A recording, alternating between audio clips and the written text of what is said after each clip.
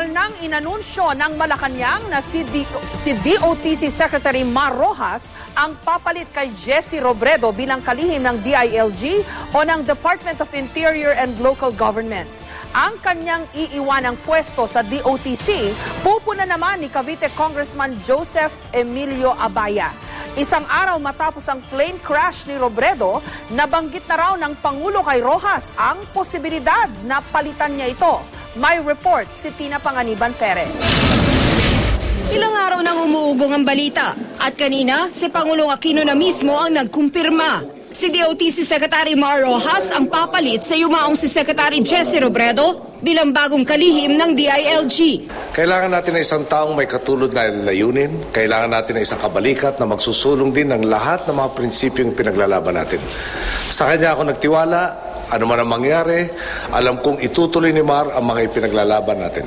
Isang araw matapos bumagsak ang eroplanong sinakyan ni Robredo, nabanggit na raw ng Pangulo kay Rojas ang posibilidad na palitan ito ang kalihim. Sabado na wala, linggo nung tumuloy kami sa Masbate, at doon kinausap ko Secretary Rojas. Sabi ko, para ikaw una sa aking shortlist in case we have to replace Jesse. Kailangan masigurado natin na yung functions na hindi magagampanan na talaga ay maipasa kaagad. Hindi naman namin naisip ito. Nung pumunta po kami sa Masbate ay search and rescue ang aming frame of mind. Wala tayong magagawa, no? Na tinawag na si Sec Jess. So nandito tayo ngayon. Binigyan ng Pangulo ng laya si Rojas na magtalaga ng kung sino ang gusto niya sa DILG. Pero ang mga prinsipyong isinulong ni Robredo, ang transparency, accountability at people empowerment, na bahagi ng tinatawag na chinelas leadership ng yumaong kalihim, itutuloy raw ni Rojas. I have big shoes or big chinelas to fill. Hindi po ako si Jesse Robredo. Kumpara sa kanya, marami po akong mga kakulangan.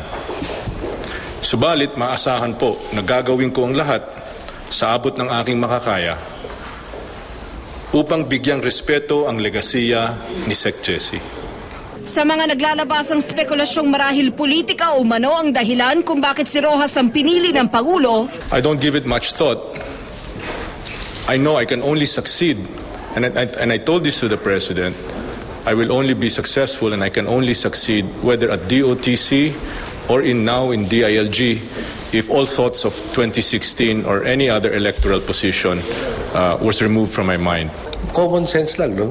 Maglalagay ko na isang tao dyan na hindi magagawa yung function para dagdagan ko yung bigat ng dinadala ko. Para napakakulangan ko naman ang sentido ko mo nun. Primary function nga niya, i-advance yung country's interest rather than the party's interests. Ang papalit naman kay Rojas sa DOTC ay ang kapartido rin nilang si Cavite Representative Joseph Emilio Abaya. Alam natin kung mapupunta sa maling kamay ang liderato ng ahensyang ito, madaling pagsamantalahan ang mga proyektong napakalaki at napaka-teknikal, kaya madali ring itago sa publiko.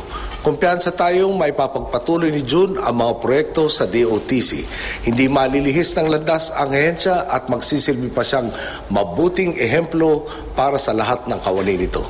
Kung wala sanang sesyon ng Kongreso ngayon, maaari na makaupo sa pwesto sina Secretary Rojas at Secretary Abaya. Pero dahil may sesyon ngayon ng Kongreso, kailangan muna silang makumpirma ng Commission on Appointments bago sila makapagsilbi sa kani-kanilang ahensya. Nakikiusap po tayo sa Commission on Appointments sa Kongreso na ikumpirma sa lalong madaling panahon sina Mar at June. Kailangan na po natin sila upang agad na rin makaarangkada ang mga proyekto, inisyatiba na kanilang kagawaran at ng buong bayan. Malawak ang karanasan sa politika ni Secretary Rojas. Naging kongresista siya ng Capiz bago naluklok bilang kalihim ng Department of Trade and Industry noong 2001. Taong 2004 naman ang maluklok siya bilang senador at naging running mate kalauna ni Pangulong Aquino. Hunyo ng nakaraang taon na magbalik gabinete si Rojas bilang kalihim naman ng Department of Transportation and Communications. Si Congressman Abaya naman, bago maging kinatawan ng 1st District ng Cavite, nagsilbi muna sa Philippine Navy at naging aide-de-camp ni yumaong Pangulong Corazon Aquino.